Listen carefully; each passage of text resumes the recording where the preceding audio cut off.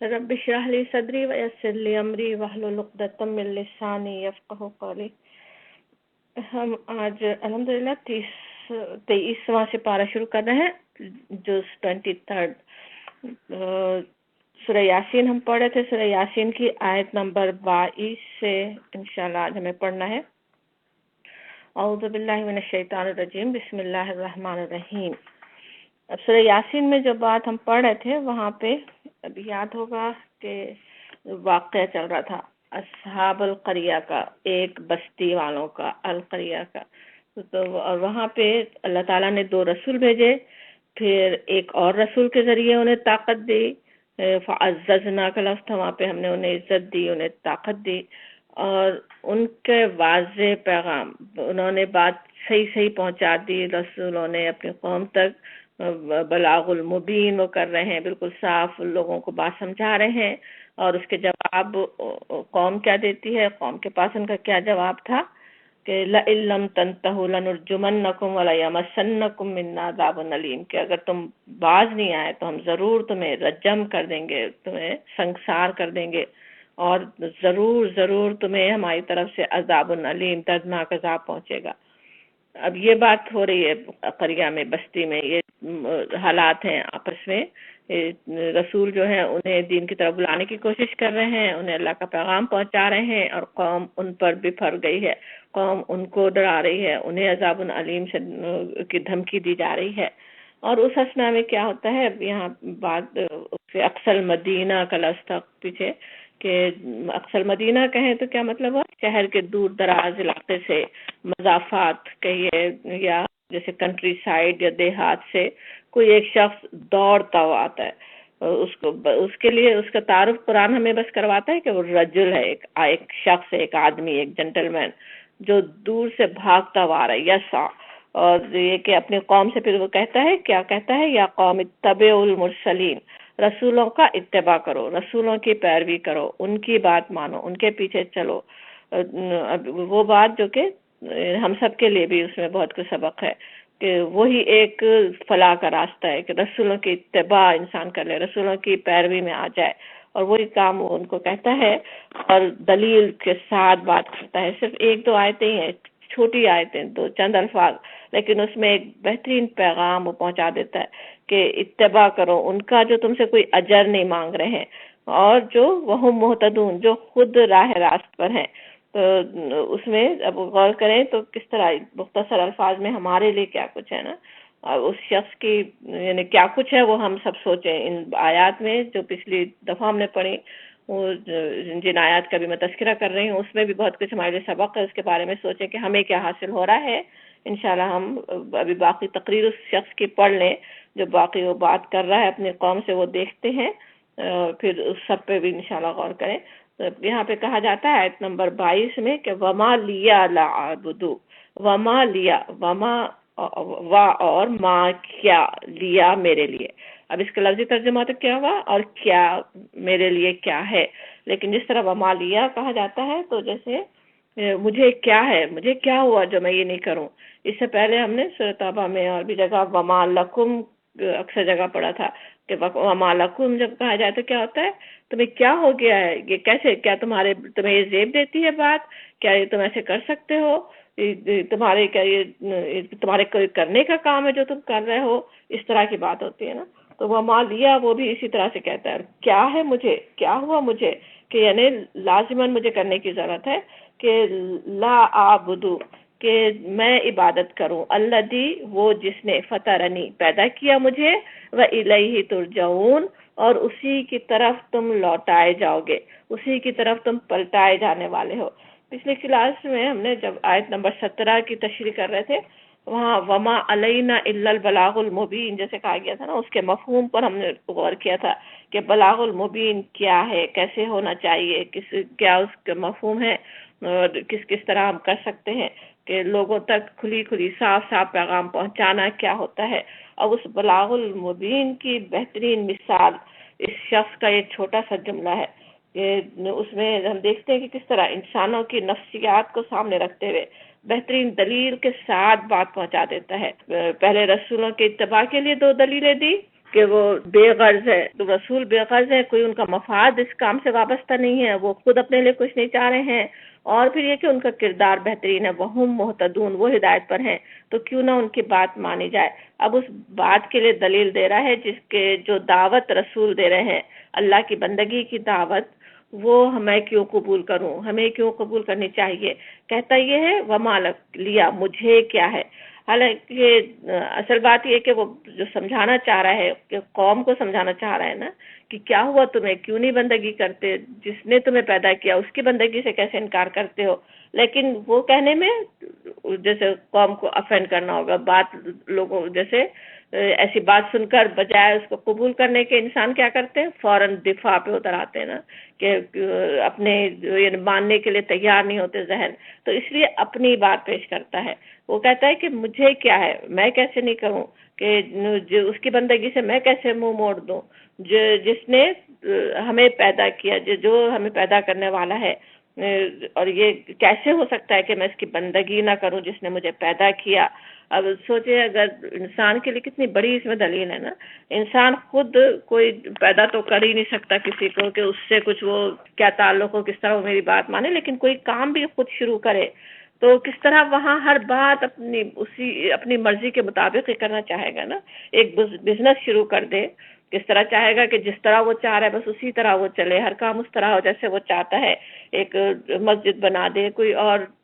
تنظیم بنا دے، کوئی بھی کام شروع کرے، کس طرح وہاں اس کی اپنی مرضی چلانا ہی چاہتا ہے۔ پھر خود اسے پتا ہے کہ پیدا اللہ نے کیا ہے، خود بن نہیں سکتا تھا، اللہ نے بنایا، تو پھر اس کی بندگی کیسے نہیں کروں میں، اور وہ اپنی بات کر رہا ہے کہ میں کیسے نہیں کروں۔ اب سننے والے خود بھی اپنے لیے سوچ لیں کہ ان کے کیا کرنے کا کام ہے، انہیں کیا کرنا چاہیے، اور پھر یہ کہتا ہے کہ الیہ ترجعون، اور تم اسی کی طرف پلٹ کر جاؤ گے۔ اب بات جیسے بدل دیتا ہے نا، بجائے اس کے کہ میں اسی کی طرف پلٹنے والا ہوں، اپنے قوم کو احساس دلاتا ہے کہ جس اللہ کی بندگی سے تم رک رہے ہو، خود رک رہے ہو، مجھے روک رہے ہو، اسی کی طرف تمہیں بھی پلٹ کر جانا ہے۔ اللہ کے پاس جواب دینا ہی ہے، ضرور اللہ کے پاس کھڑا ہونا ہی ہے، اور اس کے جیسے اللہ، اس کے رسول اور اللہ کے دین کا کیسا انکار کرنے والے ہوں۔ بہرحال وہ موت پر تو ہر ایک کو یقین ہے، کوئی اس سے انکار کر نہیں سکتا نا، رسولوں سے انکار کر لیں، دین کا انکار کر دیں، لیکن بہرحال موت تو سامنے نظر آ رہی ہے، آنکھوں سے ہر ایک دیکھ رہا ہے، تو اس کا احساس دلاتا ہے کہ وَإِلَيْهِ تُرْجَعُونَ، تمہیں جانا ہی ہے، تمہیں اسی کے پاس جانا ہے، اسی کی طرف تم پلٹنے والے ہو۔ اب اس شخص کی دیکھیں بات جو کر رہا ہے وہ، یا تقریر اسے کہیں کہ شروع ہوتی ہی ہے یا قومی کہہ کر، میری قوم، یہ نہیں کہتا کہ اے کافرو کہہ کر مخاطب نہیں کر رہا ہے، کوئی اپنے سے الگ نہیں کر رہا جیسے وہ کوئی دوسرے لوگ ہوں، بلکہ میرے قوم ہے، ان کے ساتھ اس طرح بات کرتا ہے جیسے وہ خود انہی میں سے ہے۔ اب اس جملے میں بھی بات اپنے آپ سے شروع کرتا ہے کہ مجھے کیا ہو گیا ہے کہ میں اللہ کی بندگی نہ کروں، اور ختم کرتا ہے تم پر، الیہ ترجعون، تو گویا جیسے ہم اپنی بات کر رہا ہے، تم اور میں کوئی دوسرے لوگ نہیں ہیں، ہم کی بات ہو رہی، ہماری بات ہو رہی ہے، کہ ہمیں سوچنے کی بات ہے، ہمیں کس نے پیدا کیا، ہم کس کی طرف پلٹنے والے ہیں، یہ احساس جیسے دلا رہا ہے۔ اور یہ بھی سمجھا گیا کہ جیسے یہ کہہ رہا ہے جس طرح وَمَا لِيَ لَا أَعْبُدُ الَّذِي فَطَرَنِي، جیسے دوسرے لوگ، اس کے قوم اسے جیسے تنبیہ کر رہی ہو کہ یہ کیا ہو گیا تمہیں، تم اپنا دین کیوں چھوڑ رہے ہو، اور وہ جواب میں یہ بات کہتا ہے کہ مجھے کیا ہو گیا ہے، میں کیسے نہیں کروں، اصل بات تو یہ ہے کرنے کی کہ اپنے پیدا کرنے والے کی بندگی میں آ جاؤں، اور میں وہی کر رہا ہوں۔ پھر اب آگے ایک اور دلیل دیتا ہے اپنے اس کے لیے کہ کیوں مجھے بندگی کرنا ہے۔ آیت نمبر 23، اتخذو، کہ جیسے سوال کے لیے ہوتا ہے نا، کیا ہو گیا ہے، اتخذو، کہ میں بناؤں، میں اختیار کروں، اخذا سے اتخذو ہے نا، اخذا کے معنی ہوتے ہیں جیسے لینا، اختیار کرنا، بنانا، تو اتخذو کہ کیا میں بناؤں، کیا میں اختیار کروں، من دونہی، دون جو ہے سوائے اس کے لیے کہتے ہیں، اور اکثر جیسے کم تر چیز کے لیے آتا ہے، اللہ تعالیٰ کے مقابلے میں ہی کا جو اشارہ ہے دونہی میں، وہ اللہ کی طرف ہے، تو اللہ سے جو کم تر ہے، جو اللہ کے مقابلے میں کسی اور کو بنا دوں، اللہ کے سوا میں کسی اور کو اختیار کر لوں، الہ آلہہ، معبود آلیہ الہ کا پلورل ہے، تو کہ میں دوسرے معبود بنا لوں. اب یہاں بھی بالکل وہی حکمت، تو اس کا وہی وزڈم نظر آ رہا ہے اس شخص کا جو اوپر کی آیت میں ہم دیکھ رہے تھے کہ اصل بات تو کرنی ہے اپنی قوم سے، وہ جو بتوں کی سے بہت ہی عقیدت رکھتی ہے ان کے بارے میں بات کرنی ہے کہ وہ بت کیسے بے بس ہیں، لیکن تمہارے بت ایسے ہیں، تمہارے بت کچھ نہیں کر سکتے، ایسی بات نہیں کر رہا، بلکہ کیا میں بنا لوں اس کو، اللہ کو چھوڑ کر انہیں آلیہ بنا لوں جو میرے نہ کسی کام آ سکتے ہیں، نہ نفع پہنچا سکتے ہیں، نہ مجھے کسی نقصان سے بچا سکتے ہیں. وہ یہ بات کہہ رہا ہے ان یریدنی الرحمن، ان اگر یریدنی ارادہ، جیسے ہم کہتے ہیں ارادہ رکھے، چاہے، الرحمن رحمان چاہے، بدر نقصان پہنچانا، اگر رحمان نقصان پہنچانا چاہے تو لا تغنی، لا نہیں تغنی، کام آنے والے، کوئی میرے لیے کافی ہونے والے، میرے کام آنے والے نہیں ہیں وہ آلیہ، وہ معبودان کوئی میرے کام نہیں آئیں گے، انی مجھ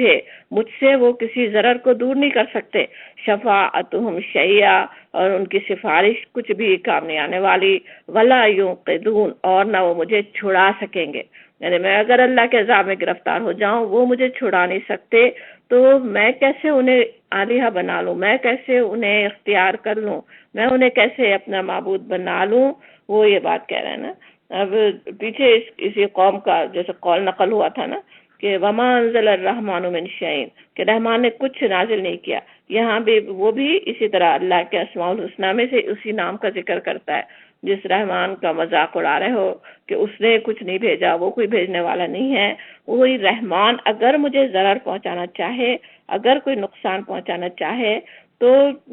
کوئی مجھے بچا نہیں سکتا. وہ یہ بات کرنا چاہ، وہ کہہ رہا ہے نا. اب یہاں یہ بات کہلوائی جا رہی ہے، اس شخص کی بات دہرائی جا رہی ہے، لیکن کس کے لیے ہے وہ کہ ایک تو اس نے اپنی قوم کے لیے بات کی، نبی صلی اللہ علیہ وسلم کی زبان سے قریش کو وہی بات سنائی جا رہی ہے، اور آج ہم لوگ جو کہ سورہ یاسین کو دن اور رات پڑھ کر اس سے برکتیں حاصل کرنے کی کوشش کر رہے ہوتے ہیں، ان پر بھی کیا بات واضح کی جا رہی ہے کہ اللہ کے رحمان ہونے کا مطلب یہ نہیں ہے کہ وہ اپنے بندوں کو کوئی نقصان، کوئی ضرر نہیں پہنچا سکتا. یہ بھی بڑا دھوکہ ہے نا، شیطان کی طرف سے ہی دھوکہ ہے کہ وہ تو رحمان ہے، وہ تو بہت رحمت ہی کرنے والا ہے. یہاں سے واضح کیا جاتا ہے کہ رحمان کی صفت یاد کرنے کا مطلب یہ نہیں ہے کہ اس کی رحمتوں پر اصل میں اس کی رحمان کی صفت یاد جو کرنا چاہیے وہ اس لیے کہ اللہ کی رحمتوں پہ انسان غور کرے، اپنے آپ کو اس کا شکر گزار بنانے کے لیے، اپنے آپ کو اس کی رحمتوں کا مستحق بنانے کے لیے کوشش کرے، نہ یہ کہ اس کے رحمان ہونے کے بھروسے پر اس کی پکڑ سے غافل اور سرکش ہو جائے. یہی اکثر ہو رہا ہوتا ہے نا. اللہ تو بہت رحمان و رحیم ہے، وہ کیسے سزا دے سکتا ہے اپنے بندوں کو، اس دھوکے میں نہ آ جائے. وہ بات سمجھائی جا رہی ہے کہ وہ ہم جو چاہے کرتے رہے، وہ تو بس رحمان ہے، اپنے بندوں پہ رحم کرنے والا ہے، وہ کوئی پکڑنے والا نہیں ہے، ایسی کوئی بات نہیں ہے. تو یہاں وہ شخص وہ سمجھا رہا ہے کہ اگر الرحمن ارادہ کرے، کیونکہ اللہ تعالیٰ انصاف کرنے والا ہے، پکڑ بھی سکتا ہے سرکشیوں پر. اور وہ بات یہاں پہ وہ بندہ اپنی قوم کو بتا رہا ہے کہ اللہ کے سوا جو آلیہ ہے وہ نہ تو مجھے اللہ کی پکڑ سے چھڑا سکتے ہیں، نہ اللہ کے سامنے میری کوئی شفاعت کر سکتے ہیں نا. اب یہاں قرآن نے اس انون شخص کی باتوں کو جیسے زندہ کر دیا نا کہ قیامت تک کے انسانوں کی رہنمائی کے لیے زندہ کر دیا گیا ہو. بتا دی گئی کہ کیا باتیں اس نے کی تھی کہ اللہ کو چھوڑ کر اللہ کے مقابلے میں انسان جس کسی پر بھروسہ کرے یا سہارے ڈھونڈے وہ کوئی کام آنے والے نہیں ہیں. نہ دنیا کی کسی مصیبت کو ہم سے دور کر سکتے ہیں، نہ قیامت کے دن کوئی شفاعت، کوئی سفارش کر سکتے ہیں. کسی کو بھی اللہ کے نیک بندوں کے بھی بارے میں اگر انسان سوچ لے وہ بھی پورا ہونے والا نہیں ہے. پورے قرآن میں جگہ جگہ وہ بات سمجھائی گئی ہے. اور پھر کہا جاتا ہے آیت نمبر 24 میں کہ انی کیا تو بے، جیسے امفیسس ہے نا، اسے بے شک میں، ضرور ہی میں، ادل جب، لفی لا یہاں پہ بھی امفیسس کے لیے کہ البتہ ضرور، فی میں دلال مبین، دلال گمراہی میں، مبین کھلی صریح گمراہی میں ہوگا۔ اب یہاں بھی وہی حکمت کا انداز، تم گمراہی پر ہو کہہ کے افن نہیں کر رہا، بلکہ انہیں غصہ نہیں دلا رہا، بلکہ یہ کہ اگر میں ان آلہہ کو پکڑ لوں، میں انہیں معبود بنا لوں تو میں گمراہی پر ہوں گا۔ اب خود انسان سوچ لے، دوسرے سننے والے خود سوچ لے کہ وہ کیا کر رہے ہیں، وہ خود گمراہی پر ہیں، کیا وہ گمراہی کے راستے پر چل رہے ہیں یا سیدھے راستے پر ہیں؟ تھوڑے سے الفاظ میں دیکھیں، صرف 4-5 الفاظ میں کس طرح بالکل وہ بلاغ المبین کر رہا ہے، صاف صاف بات پہنچا رہا ہے کہ اگر میں نے کیا تو میں گمراہی پر ہوں گا۔ اب گمراہ ہونے والا خود سوچ لے، انہیں اپنی زبان سے نہیں کہہ رہا، کسی کو نہیں کہہ رہا کہ تم گمراہ ہو، تم غلط کر رہے ہو، اپنی بات کر رہا ہے، اپنی بات سمجھا رہا ہے، اسی سے لوگ نصیحت لے لیں، اس سے نصیحت پکڑ لیں، اور اس کے بعد پھر صاف صاف اعلان آیت نمبر 25 میں، انی بے شک میں، آمنتو ایمان لایا، میں ایمان لانے والا ہوں، بربکم تمہارے رب پر، فاسمعونی سو میری بات سنو۔ اب یہ بھی صرف 4 الفاظ، اور اس میں بھی وہی بہت ہی حکمت اس شخص کی نظر آتی ہے، اور سب سے پہلی بات جو سمجھ میں آتی ہے تو صاف صاف اعلان وہ کر رہا ہے نا، کہ بتا رہا ہے، اعلان کر رہا ہے، کیسے ماحول میں کر رہا ہے، ذرا سوچیں۔ بلکہ یہ بھی قرآن میں یہ بات نہیں کہی گئی، لیکن ہم اگر تصور کریں تو ایسے سمجھ میں آ سکتا ہے کہ جس طرح اس نے دوڑ لگائی تھی دور سے، اور جس طرح وہ دھمکیاں دے رہے تھے رسولوں کو، ہو سکتا ہے بالکل جیسے رجم کرنے کو تیار ہو، اس پہ ٹوٹ پڑنے کو رسولوں پہ تیار ہے قوم، ایمان کی طرف سے بلانے والوں کو، ان کے سامنے ایمان کا اعلان کرنے کا کیا مطلب ہے،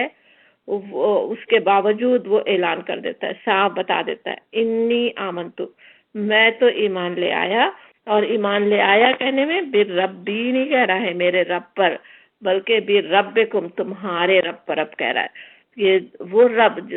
تمہارا بھی رب ہے، تمہیں بھی اسی نے پیدا کیا، تمہیں بھی وہ پال پوس رہا ہے، تمہیں بھی وہی رزق مہیا کر رہا ہے، تمہیں بھی ساری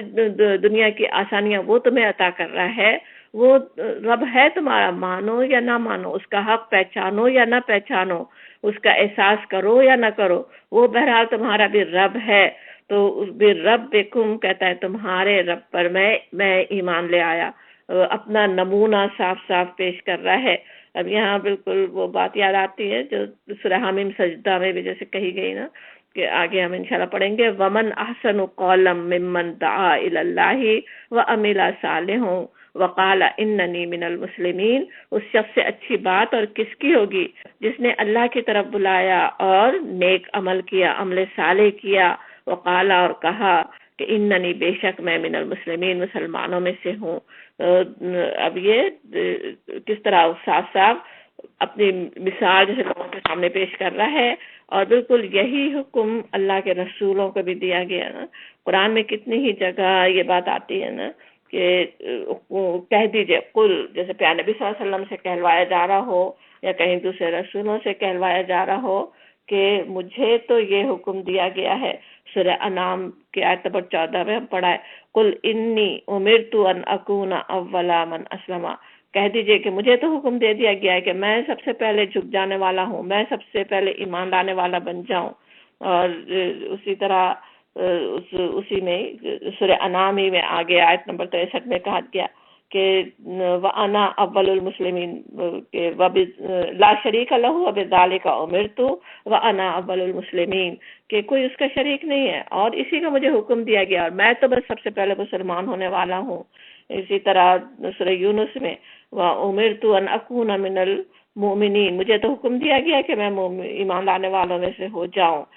سورہ زمر میں قل انی امرت ان اعبد اللہ مخلصا لہ الدین کہ کہہ دیجئے کہ مجھے تو حکم دے دیا گیا ہے کہ میں خالص اللہ کی بندگی کروں، اپنے دین کو خالص کر کے اس کی بندگی کروں۔ سورہ زمر میں کہ وَأُمِرْتُ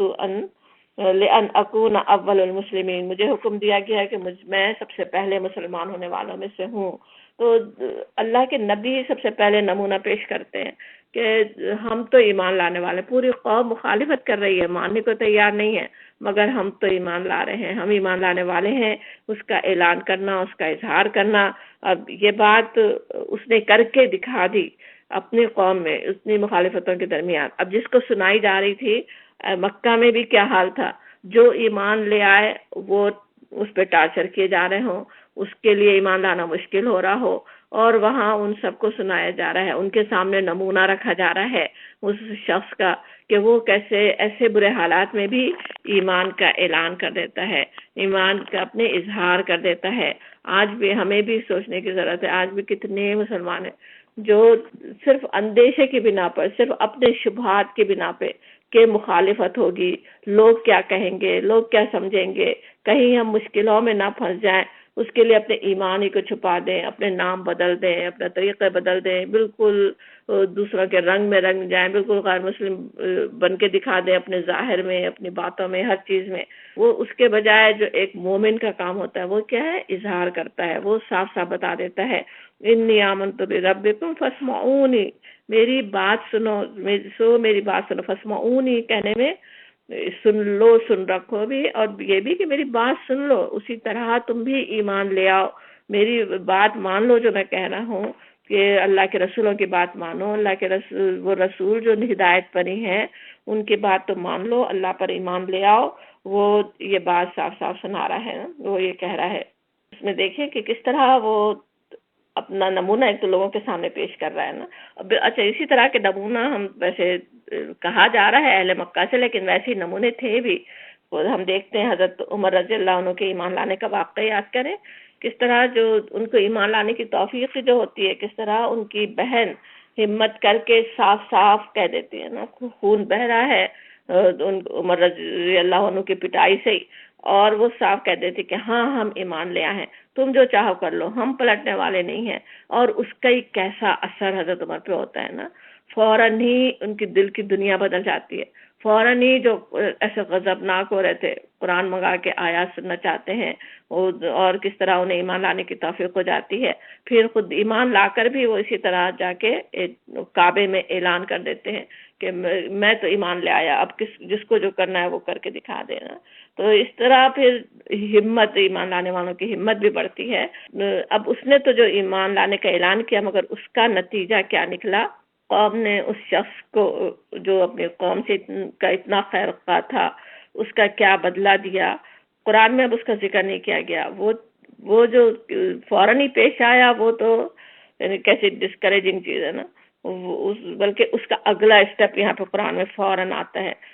بلکہ ذکر ہی نہیں آتا کہ کیا اس کے ساتھ ہوا۔ یہاں بس اس کے ایمان کا اعلان ہے کہ اس نے ایمان لانے کا اعلان کیا، فوراً ہی دوسری آیت کیا ہے؟ قیل ادخل الجنت، کہا گیا داخل ہو جاؤ جنت میں۔ ایمان کے اعلان کا نتیجہ کیا نکلتا ہے؟ اس کا بدلہ اللہ کے پاس کیا ہے؟ جنت میں داخلہ، فوراً اس کا ذکر ہے۔ لیکن اسی سے ہمیں بات سمجھ میں آتی ہے کہ درمیان میں کیا ہوا نا، کہ قوم نے اس کو کیا بدلہ دیا۔ جس طرح وہ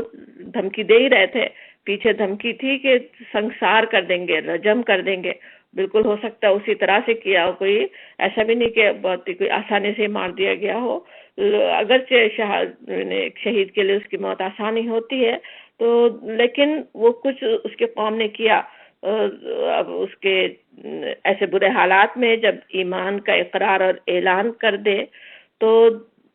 دنیا میں کیا ہوتا ہے وہ بھی سامنے آ جاتا ہے، وہ انڈرسٹوڈ ہے، خود ہی پتا ہے کہ کیا کچھ آزمائشوں سے گزرنا ہوگا، لیکن اس کے بعد اصل آگے اس پہ نظر ہو، جو وہاں پیش آنے والا ہے، جو اللہ کے پاس بدلہ ملنے والا ہے، وہ کہ وہ جیسے جنت میں داخل ہو جائے۔ یہ بھی سمجھ میں آتا ہے زیادہ امکان جس طرح واقعہ سنایا جا رہا ہے اس کا ہے کہ وہ اس شخص کو کوئی ہو سکتا ہے نیک عمل کا کوئی موقع بھی نہیں ملا ہو، بڑا ایک نیک عمل کیا اس نے، اپنے قوم کو اللہ کے دین کی طرف بلانے کا کام اس نے کیا، لیکن ابھی ایمان کا جیسے اعلان ہی کر رہا تھا نا، کوئی نماز پڑھنا، زکوٰۃ دینا، اس کا تو ہو سکتا ہے موقع بھی نہیں آیا ہوگا، کوئی ایسے بڑے نیکی کے کام بھی نہیں کیے ہوں گے، لیکن اس ایمان لانے کا صلہ فوراً ہی جنت میں داخل ہونے کے لیے کہہ دیا گیا۔ اور جنت میں اب داخل ہونا جو ہے یہاں پہ جس طرح آ رہا ہے، ہمیں پتہ ہے کہ جنت میں ویسے تو کہاں قیامت کے بعد حساب کتاب ہوں گے، پھر جنت میں نیک لوگ جائیں گے، لیکن اس سے جس طرح کہا جا رہا ہے اس میں ایک کئی طرح سے اس کو مفسرین سمجھتے ہیں۔ ایک تو یہ بھی کہ شہداء کے لیے جیسے ایک اعلیٰ مقام اللہ کے پاس ہے، وہ وہاں جیسے پیچھے کہا گیا سورہ بقرہ میں کہ وہ اللہ کے پاس کھا رہے ہیں، پی رہے ہیں، تو ان کے لیے فوری جنت کا دخول ہوتا ہو، فوراً وہ جنت میں پہنچا دیے جاتے ہوں، یا یہ کہ عالم برزخ میں اللہ نے اپنے نیک بندوں کے لیے کوئی بہترین ایسا مقام رکھا ہوا ہے، جنت کا جنت ان کے لیے ایک عارضی جیسے رکھی ہوئی ہو، وہاں پہ وہ پہنچ گئے ہوں. یا پھر ایک بات یہ بھی سمجھی گئی کہ اس کے لیے خوشخبری ہے کہ تمہیں جنت میں داخلہ ہے، جنت میں تمہیں جانے والے ہو. یہ بھی احادیث سے ہمیں پتہ ہی چلتا ہے نا کہ قبر جو ہے وہ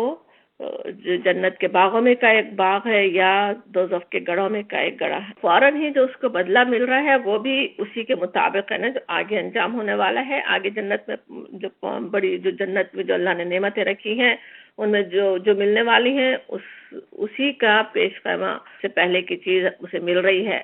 جنت میں وہ پہنچ گیا، یا یہ بھی کہ جنت ہی میں بس داخل کر دیا گیا ہو، یہ بھی ہو سکتا ہے. اور وہاں اس کے لیے یہ کچھ مل رہا ہے، الجنت قیلت خل الجنت، جنت میں داخلے کے لیے اعلان ہو رہا ہے، اسے کہا جا رہا ہے کہ داخل ہو جاؤ جنت میں. اور یہ کہ قوم نے اس کے ساتھ کیا کچھ کیا، سنسار اسے کر دیا، ٹارچر کیا، ظلم کیا، وہ سب کچھ ہے. لیکن اس شخص کا حال کیا ہے کہ فوراً ہی یہاں پہ کہا جاتا ہے جنت میں داخلے کی بات، اس کے فوراً بعد اس شخص کی کیا بات آتی ہے. قالا کہا اس نے، یا لیتا کاش، فوراً ہی حسرت، جیسے کاش کہہ رہا ہے، حسرت کا اظہار ہو رہا ہے، جو انتہائی جیسے دلی خواہش منہ پہ آ رہی ہے اس کے. وہ کیا کہہ رہا ہے، قومی، میری قوم. وہاں پہنچ کر بھی میری قومی ہے، کفار نہیں ہے. جو کفار جنہوں نے مجھے مار دیا ان کو انتقام ان سے لیا جانا چاہیے، انہیں اللہ تعالیٰ اپنے غضب میں پکڑ لے، ایسی کوئی خواہش اس کو نہیں ہے. ابھی بھی کیا خواہش ہے، حسرت ہے ان پہ. کاش قومی، میری قوم، یعلمون، جان لے. اب قوم تو اس کے خلوص، اس کی محبت کا کیا جواب دیتی ہے، اور اس شخص کے خلوص کی انتہا نظر آتی ہے نا، کہ ابھی بھی نہ وہ یہ کہ جنت کی نعمتوں کو پا کر انہیں سمیٹنے میں مشغول ہو رہا ہو، یا اس قوم سے انتقام لینے کی فکر ہو. جنت میں پہنچ کر کیسے انسان ٹھنڈی سانس لے، اور یا جنت کی نعمتوں کو دیکھ کر اس کے وہاں ہو کر کے اس پہ ہی حیران ہو رہا ہو. اس سب کے بجائے اس کی فکر اپنی قوم کے لیے، جن کو پیچھے چھوڑ آیا ہے، جنہوں نے اس پہ ظلم کیا، کہ معلوم ہو جائے، انہیں علم پہنچانے کی، ان کو واقف کروانے کی فکر ہے. میں قومی عالمون، میری قوم جان لے، کہ وہ جان لے گی تو ہو سکتا انہیں اس سے نصیحت پہنچ جائے. میری نصیحت سے ان پہ اثر نہیں ہوا، میرے انجام سے شاید وہ اثر لے لے. میری قوم کو کاش کے معلوم ہو جائے، کیا معلوم ہو جائے، کہ بما غفر علی ربی، سورہ یاسین کی آیت نمبر 27، کہ بما بسبب، ساتھ اس کے، غفر علی بخش دیا مجھ کو، ربی میرے رب نے، وجعلنی اور اس نے بنایا مجھے، من المکرمین، مکرمین میں سے بنا دیا، عزت والوں میں سے بنا دیا. اب یہ کہ اس کا کس طرح سے نظر آتا ہے کہ بخش دیا. اب اس کا معاملہ ویسے تو تھا بھی عام لوگوں سے مختلف نا، کہ اللہ کے راستے میں مارا گیا، لیکن یہ بھی پتہ ہے کہ روح پر موت جیسے واقع نہیں ہوتی نا، وہ تو صحیح سالم اللہ کے پاس جیسے لے جائی جاتی ہے. اسی طرح اب اسے بھی، اور یہ جو مٹی سے بننے آنے والا جسم ہے، جو جسم مٹی سے بنا وہ مٹی میں مل جاتا ہے، وہ دنیا میں رہ جاتا ہے. وہ روح جو اوپر سے آئی تھی، اللہ کے طرف سے دی گئی تھی، وہ جو ہے وہ واپس صحیح سالم اللہ کے پاس لے جائی جاتی ہے. تو اب وہ اسے وہاں پہ بھی اس طرح اپنے قوم کی اصلاح کی فکر ہے، صحیح علم پہنچانے کی شدید تمنا ہے. جس تمنا کے ساتھ وہ اس دنیا سے گیا تھا، اسی تمنا کا اظہار دوسری دنیا میں پہنچ کر بھی سب سے پہلے اس نے کیا، کہ میری قوم، میرے بہترین انجام سے میری قوم سبق لے لے، میں عزت کے مقام کو. اب یہاں پہ ساتھ میں پہلے ذکر آتا ہے بما غفر علی ربی، میرے رب نے مجھے بخش دیا، میرے رب نے مجھے میری مغفرت کر دی. آخرت میں یہ بھی ہم سمجھتے آ رہے ہیں کس طرح مقام کو پانے کے لیے جنت میں پہنچنے سے پہلے جیسے ساری گندگیوں کو صاف کر دیا جائے گا، داغ دھبوں سے سب پاک ہو جائے، کوئی الزام نہیں، کوئی گناہ کا کوئی وہ باقی نہیں رہے، کوئی شائبہ بھی، سب کچھ معاف ہو جائے. بما غفر علی، معاف کر دیا گیا. سب سے پہلے جیسے مغفرت ہی کی بات ہوتی ہے، ربی جس طرح کہتا ہے اس میں اپنے رب کا شکر اور اس کے جیسے احسان کا اظہار بھی ہو رہا ہے. کہ کس طرح اس نے میرے رب نے مجھے بخش دیا، میرے رب نے میری مغفرت کر دی۔ پیچھے سورہ یاسین کی آیت نمبر 11 دیکھیں، بلکہ آیت نمبر 10 اور 11 دیکھیں، وہاں پہ ایمان لانے والوں سے اب اس واقعے کا ہم نے سمجھا تھا نا کہ جو پہلے رکوع میں جو بات ہو رہی تھی، جب اس نبی صلی اللہ علیہ وسلم کے ساتھ جو کچھ پیش آ رہا تھا، اسی کے آگے مثال کے ذریعے سے وہی بات سمجھائی گئی تھی نا۔ وہاں پہ کیا کیا کہا گیا تھا پیارے نبی حضرت محمد صلی اللہ علیہ وسلم سے؟ سواء علیہم انذرتہم، آیت نمبر 10 تھی نا، کہ برابر ہے آپ ان کو ڈرائیں یا نہ ڈرائیں، ام لہم تنذرہم لا یؤمنون، وہ ایمان لانے والے نہیں۔ لیکن انہی میں سے کیا ہوگا؟ انما، صرف یہ کہ ایسا بھی شخص ہے جو تنذروا من اتبع الذکر، جسے تم ڈرا سکتے ہو، انذار کر سکتے ہو، وہ کون ہے؟ جو کہ پیروی کرے ذکر کی، جو ذکر کا اتباع کرے، جو نصیحت لے لے، وخشی الرحمن بالغیبی، اور الرحمن سے خشیت رکھے غیب میں، تو اس کو فبشر، پس اس کو بشارت دے دو، بمغفرت و اجر کریم، مغفرت کی اور اجر کریم کی۔ اب یہ دیکھیں یہاں وہی بندہ ہے،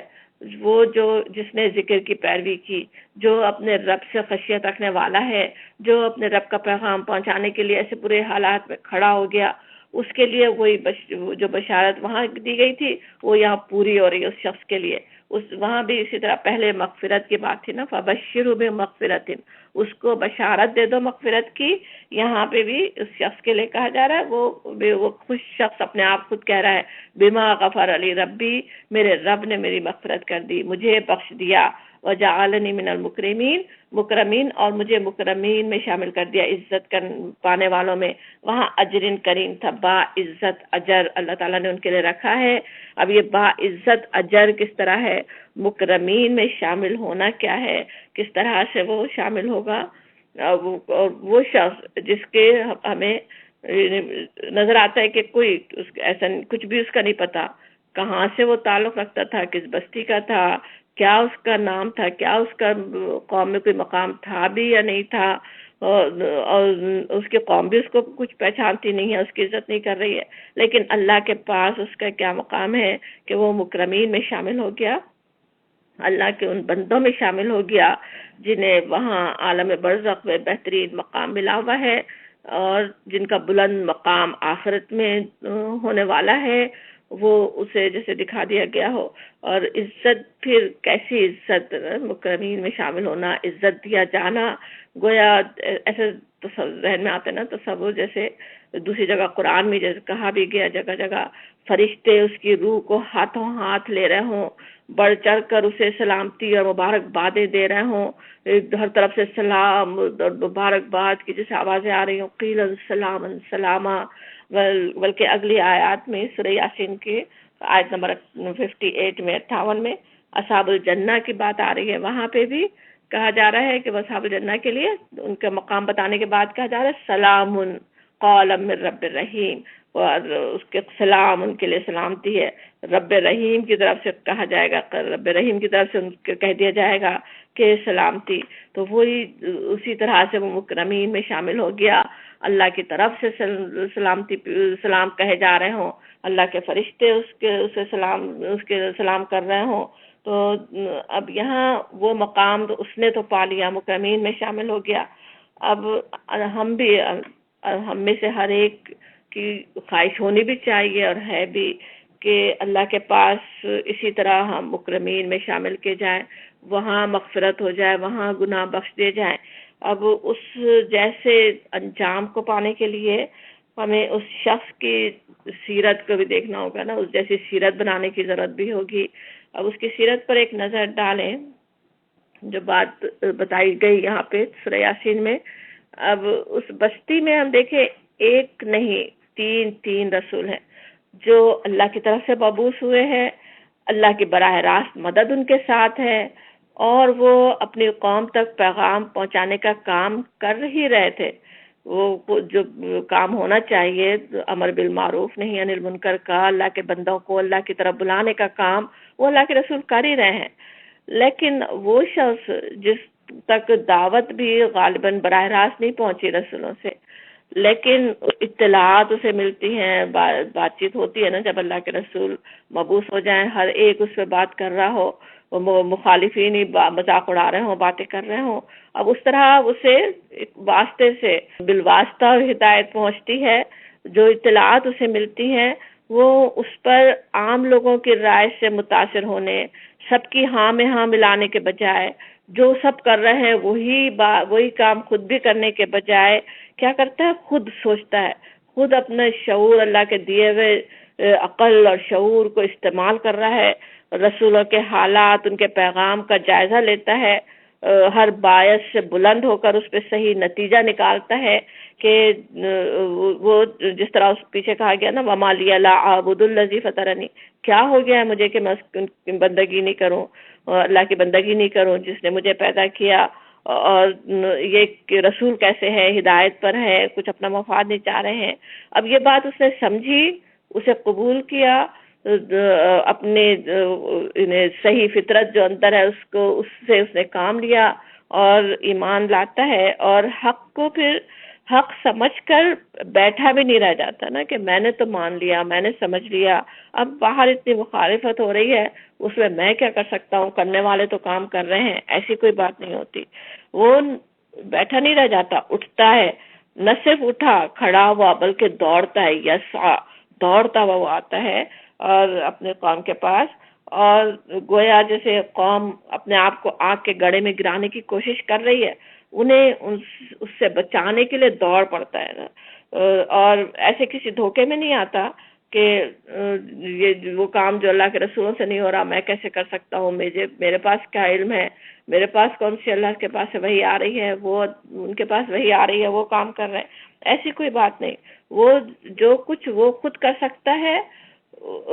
وہ بس کرنے کے لیے تیار ہے نا. ایسے کسی دھوکے میں نہیں آتا کہ قوم میری تو سنے گی نہیں، تو میں کیا کہوں نا. نہ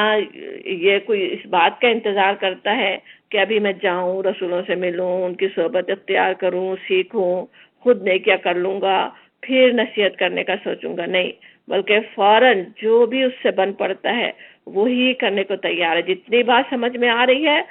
وہی قوم کو بھی بتانے کے لیے بے چین ہے، فوراً بتانے کے لیے تیار ہے، جتنا کر سکتا ہے وہی بتانا چاہ رہا ہے. قرآن میں ایک صفت منافقین کی آتی ہے کہ وہ جیسے تربصو کہا گیا کہ وہ تم انتظار میں تھے، حالات کو دیکھ رہے تھے کہ حالات کس کروٹ بیٹھتے ہیں قیامت کے دن، جیسے سورہ حدید میں آتا ہے ان کے بارے میں کہ وہ اس میں لگے ہوئے تھے نا، انتظار کر رہے ہیں، سوچ بچار کر رہے ہیں کیا کریں کیا نہ کریں، اور اسی میں اللہ کے پاس پہنچ جاتے ہیں، وہاں اپنے انجام کو پہنچ جاتے ہیں. تو یہاں اس شخص کا کردار جو ہے بالکل اس سے اپوزٹ ہے. وہ ایسے کسی تربص میں نہیں رہتا، تربص میں وہ انتظار میں نہیں رہتا، بلکہ دنیا میں بھی اپنی قوم کو بتانے کی فکر کرتا ہے، اللہ کے پاس پہنچ کر بھی وہی فکر ہے کہ میری قوم جان لے، اس کو میں ان تک علم پہنچ جائے، انہیں علم دے دو نا. اور ایک اہم چیز جو اس کے کردار کی ہمیں سمجھ میں آتی ہے کہ وہ دیکھ رہا ہے کہ قوم کتنا غلط کام کر رہی ہے، خود غلطی پہ ہے، خود برا کام کر رہے ہیں، اللہ کی ایسی نافرمانی کر رہے ہیں، اللہ کی بندگی میں نہیں آ رہے ہیں، اللہ کے رسولوں کو دھمکا رہے ہیں، لیکن ایسا نہیں ہو رہا کہ اس سے غصہ آ رہا ہو نا ان پہ. اکثر ہم یہ سمجھ رہے ہوتے کہ کوئی بہت نیکی کا کام کر رہے ہیں، اگر اس طرح نافرمانی کرنے والے بندوں کو دیکھ کر ہم بہت غصے میں آ رہے ہوں، ان پہ ہمیں چڑ آ رہی ہو، اور بلکہ اسی کو نیکی سمجھ رہا ہوتا ہے، خود نیکیاں کرنے کے بجائے دوسروں کی برائیوں کا تذکرہ، ان کو برا بھلا کہنا جیسے نیکی سمجھ رہے ہوتے نا. حال کہ جیسے ہم اللہ کے لیے محبت، اللہ کے لیے نفرت کر رہے ہیں، یہاں وہ نفرت نہیں کر رہا ذرا بھی، ان سے بھی محبت ہی کر رہا ہے آخر وقت تک. آخر وقت کیا بلکہ اس کے بعد بھی جنت میں جا کے بھی ان سے محبت ہی کر رہا ہے نا. یہ محبت جو ہے وہ جنت میں لے جانے والی ہوتی ہے نا. انسانوں سے محبت کرنا جو ہے وہ اللہ کو بہت پسند ہے. جیسے آتا ہے نا کہ حدیث میں آتا ہے کہ ظالم کی بھی مدد کرو، مظلوم کی بھی مدد کرو نا. کہ ظالم کی مدد کیسے کرو؟ اسے ظلم سے روکو، اسے برائی سے روکو، وہ گناہ کر رہا ہے اسے روکنے کی کوشش کرو. تو اس طرح کرنے کی کوشش کرنے کی ضرورت ہے. اس سے ظالم سے نفرت نہیں ہو، اس کے ظلم سے نفرت ہو. کسی برائی کرنے والے کی برائی سے نفرت ہو، اس برے شخص سے نفرت نہیں ہو. وہ یہ بات بہت ہی زیادہ ہمیں سمجھ میں آتی ہے نا. اب ہم تو کس طرح اپنی اولادوں پہ تو چراغ پا ہو رہے ہوں کہ وہ کیسے غلطی کر رہے ہیں، وہ کیسے کیا کیا کرنے جا رہے ہیں، وہ کیسی مشکلات سے دو چار ہیں، کیا انہیں پیش آ رہا ہے، باہر ان کے لیے کیا پرابلم ہے، کیسے پریشر ان پہ ہیں. وہ اس سے سوچنا، اس کا حل نکالنا، اس محبت کے ساتھ ان سے بات کرنے کے بجائے غصہ اگر دکھائے تو ہمیں پتہ ہے کہ کچھ فائدہ نہیں ہوتا، ان کی کوئی اصلاح نہیں ہوتی. اسی طرح جس کی بھی ہمیں اصلاح کرنی ہو، اگر ہم ان پہ غصہ دکھا رہے ہوں، دل میں پہلے کوئی غصہ اور نفرت بھی اگر آ گئی ہو، زبان سے ہم سمجھ رہے ہوں کہ ہم ظاہر نہیں کر رہے ہیں لیکن دل میں بھی ہو، تو وہ حکمت، وہ وزڈم جو اس شخص کا نظر آ رہا ہے ہمیں، وہ ہو نہیں سکتا. بات اس طرح سے پہنچ نہیں سکتی، تبلیغ اس طرح ہو نہیں سکتی، کسی کی اصلاح اس طرح نفرت کے ساتھ کی نہیں جا سکتی. یہ بات ہمیں بہت سمجھ میں آتی ہے نا کہ اللہ کے بندوں سے محبت کرنا بہت اہم ہے. اچھی بات ہی کرنا، وہ نرم بات ہی کرنا. یہ بات بھی ہم اپنی کلاسوں میں کئی دفعہ یاد کرتے رہے ہیں. یاد ہوگی کہ کس طرح سورہ طٰہٰ میں تھا کہ حضرت موسیٰ علیہ السلام کو بھیجا جا رہا ہے فرعون جیسے سرکش کے پاس، وہ جس کا اللہ تعالیٰ خود قرآن میں فرماتے ہیں کہ کیسا وہ بڑا سرکش تھا، وہ کسی برائی پہ وہ رکنے والا نہیں تھا، حد سے گزرنے والا تھا. اس کی وہ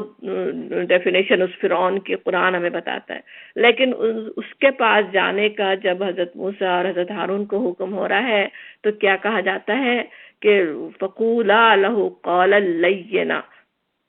کہ تم دونوں اس سے کہو نرم بات کرو. لینا قولا لینا، نرم بات کرو، کہ شاید کہ وہ تزکا لعلہ تزکا، وہ شاید اسے ہدایت مل جائے، شاید وہ پاکیزہ ہو جائے، اس امید پہ کہ وہ بھی صحیح ہو سکتا ہے. اتنا برا شخص ہے لیکن میں کوشش کروں پورے خلوص سے، کیا پتا وہ صحیح ہو جائے گا. وہ اس امید کے ساتھ انسان کوشش کرے اصلاح کی، نرم بات، اچھی بات، محبت سے بات کرے. یہ بہت زیادہ سمجھ میں آ رہا ہے اس واقعے کے ذریعے سے. اس شخص کا نمونہ اللہ تعالیٰ نے جو ہمارے سامنے رکھا کہ اس طرح سے وہ پرخلوص تھا اپنے قوم کے لیے. یہ بھی بات کیسے سمجھنے کی ہے کہ قرآن میں دیکھیں یہیں پہ جو رسولوں کا تذکرہ آ رہا ہے، رسولوں کی بات جتنی بتائی گئی کہ انہوں نے اپنی قوم سے کیا کہا، اس سے زیادہ اللہ تعالیٰ نے اس شخص کا تذکرہ کیا. اس ایک انون شخص، ایک وہ شخص جو بس ایمان لایا اور شہادت پا گیا، اس شخص کو اللہ تعالیٰ نے کیسے زندہ جاوید کر دیا قرآن میں. قیامت تک لوگ اس سے فائدہ اٹھاتے رہے. پیچھے ہی سورہ یاسین میں وہ بھی ہم نے پڑھا تھا نا کہ وہ سب ہم لکھتے جا رہے ہیں. انسان جو کچھ کر رہا ہے، جو آگے بھیج رہا ہے اور جو پیچھے آثار چھوڑ رہا ہے، جو اثرات پیچھے چھوڑ رہا ہے. اب یہاں دیکھیں اس شخص کے اثرات اس قوم میں تو کچھ نہیں رہنے والے تھے. ابھی آگے ہم پڑھیں گے اس قوم کا انجام کیا ہوا. وہ تو مٹا دی گئی صفحہ ہستی سے. اب کون اس کے پیچھے چلتا اور کون اس کے لیے ثواب جاریہ بنتا. لیکن اس کے آثار اللہ نے کیسے یہاں قرآن کے اندر انہیں زندہ کر دیا. اللہ کی کتاب جو قیامت تک پڑھی جانے والی ہے، اتنے قرآن ہی ہے، پڑھی جانے والی کتاب ہے، اتنے کروڑ لوگ پڑھتے رہیں گے اور اس سے فائدہ اٹھاتے رہیں. وہ اس کے آثار اللہ تعالیٰ نے یہاں چھوڑ دیے. اب اس سے جو فائدہ اٹھائیں، جو اس سے اس نمونے کو سے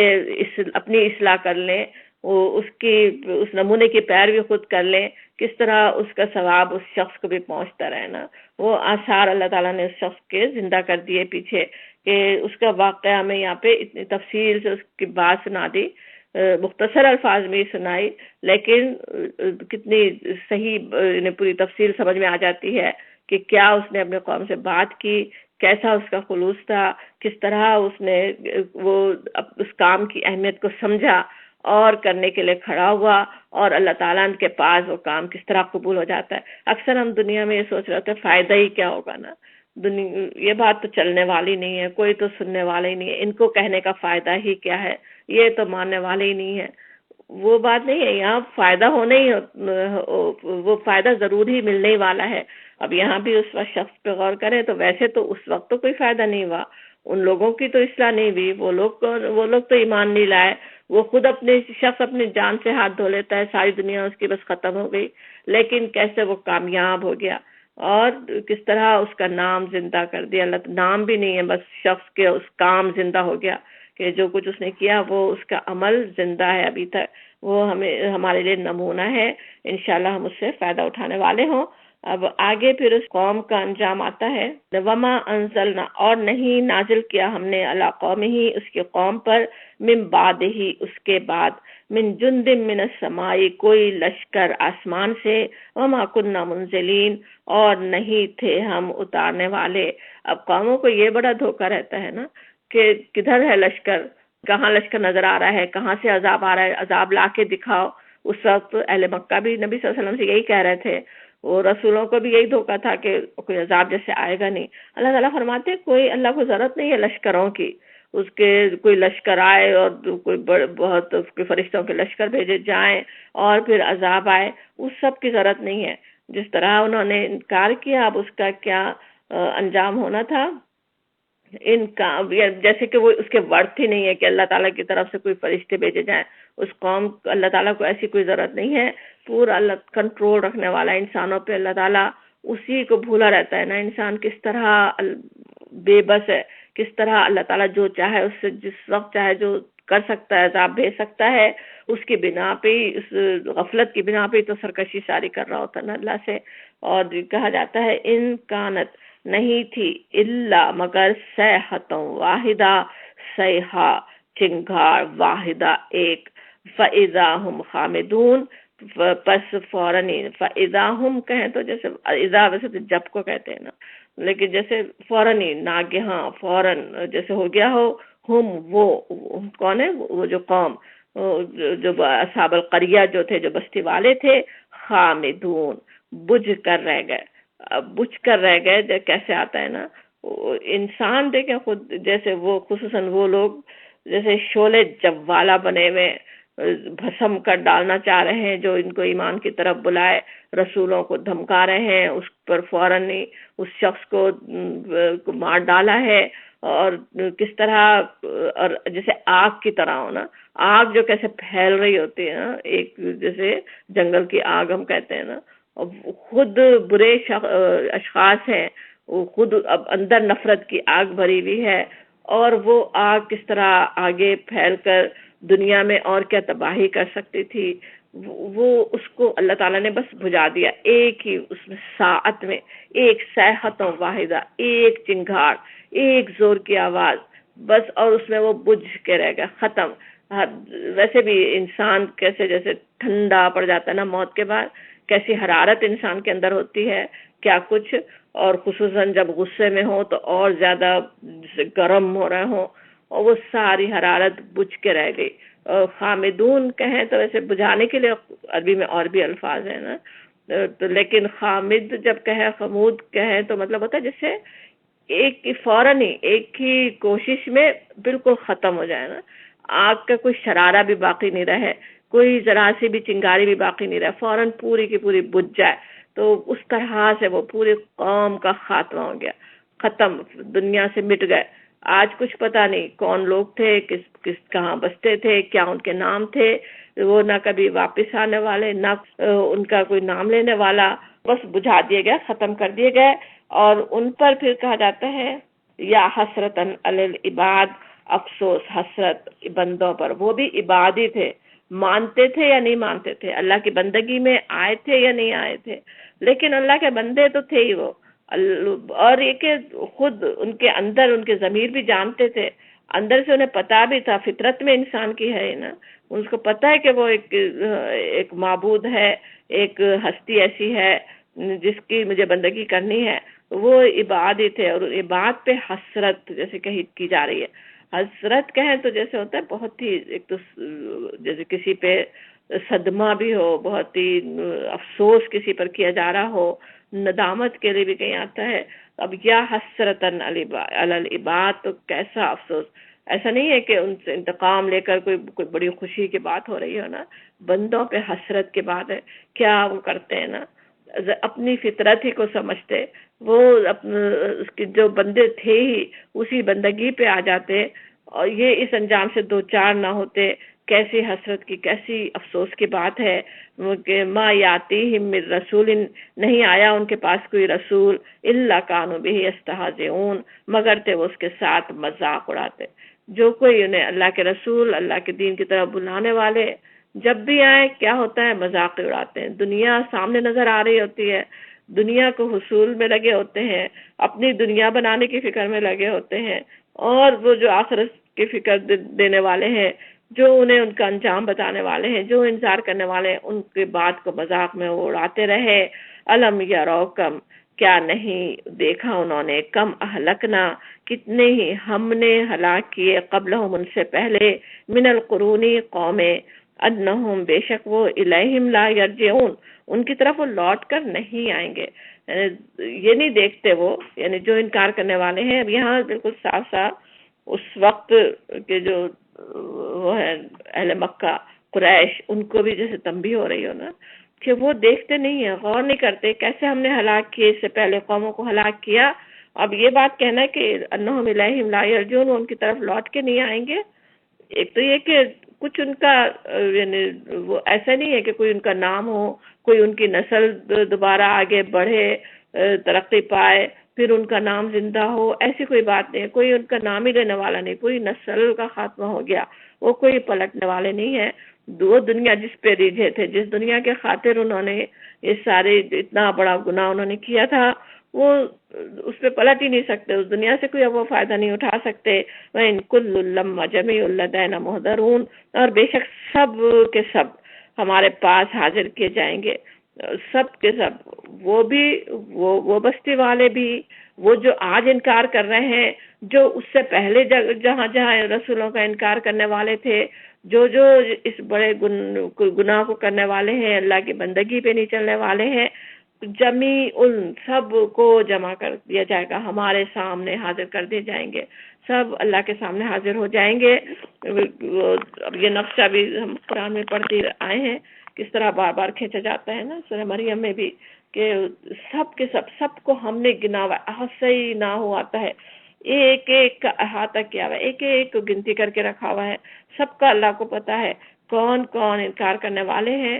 اور وہ سب جمع کر دیے جائیں گے، سب حاضر کر دیے جائیں گے اللہ کے سامنے. اور وہاں پھر اپنا وہ دیکھ لیں گے، اپنے اعمال نامہ خود دیکھ لیں گے، خود اس کا انجام وہ دیکھ لیں گے. اس کی تنبیہ یہاں پہ ہو رہی ہے، اور یہ تنبیہ اس کے قریش کے لیے بھی، ہم سب کے لیے بھی، کہ اس وقت کو انسان یاد رکھے، اس سے ڈرے، اس کے جب اللہ کے پاس حاضر ہونا ہے اس کے لیے آج تیاری کر لے. جو جس طرح بندگی دنیا میں کرنے کی ضرورت ہے اس طرح سے اللہ کی بندگی پہ قائم ہو، تاکہ وہاں پہ جب حاضر ہو تو اس طرح وہ مکرمین میں شامل کیا جائے، اللہ کے نیک بندوں میں شامل ہو جائے، نہ کہ اس طرح اللہ تعالیٰ کے پاس معذب ہو کر، مغضوب ہو کر حاضر ہو. انشاءاللہ ہم اللہ تعالیٰ اس جو کچھ ہم نے پڑھا ہے اس سے بہترین ہم فائدہ لینے والے ہوں، اپنے لیے اپنی اصلاح کرنے والے ہوں، اور خصوصاً جس شخص کی سیرت پہ ہم نے آج غور کیا اس سیرت سے اپنے لیے ہم فائدہ اٹھا سکیں. وآخر دعوانا الحمدللہ رب العالمین.